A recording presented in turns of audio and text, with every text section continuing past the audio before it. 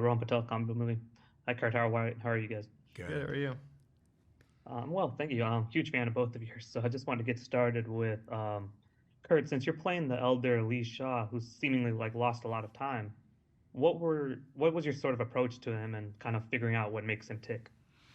Well, that was something that Wyatt and I worked on immediately with the showrunner and the writer because we were just a casting idea, and we wanted the idea, we wanted the result of the idea, the execution to be as good as the idea, and so I think working on it was the most important thing, and making sure that the progression of the character throughout the 10 shows would maintain the mystery and also connect the two time periods, the 50s and the modern day period.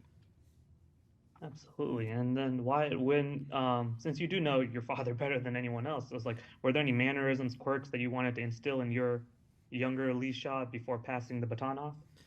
Um, no, we didn't really use any of the things that we know about each other off camera to put into the story, as much as it was trying to make the character of Lee Shaw unique in this monster verse, and working on making him important to the story, impactful, and then whatever we came up with, we would just play the scene as it was written, and and knew that we both play the scenes similarly, because I think we both do look at it like that. Like, you play the scene like it's supposed to be played, and we're going to have a lot of similarities anyway, so we didn't need to focus on that. There was a little. I paid a lot of attention to the rhythms that I was. My rhythms are different from Wyatt's, but our idiosyncrasies are the same.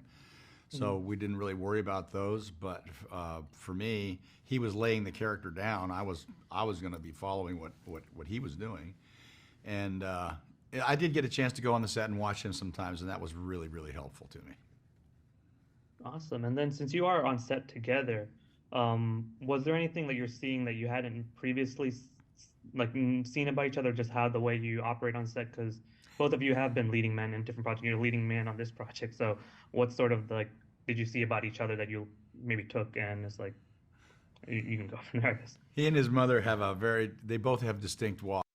So I knew I kind of try to, I don't know, I wasn't trying to emulate it, but I didn't change mine that much, but I was aware of he has a very distinct walk.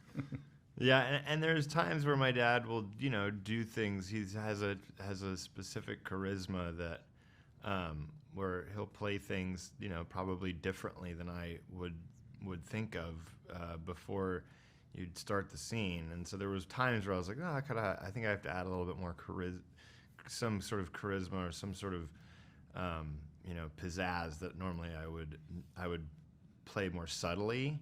And you got to kind of be like, no, this guy's got some oomph and guile that I don't always normally have. So sometimes I think. And I just brought everything way. Yeah.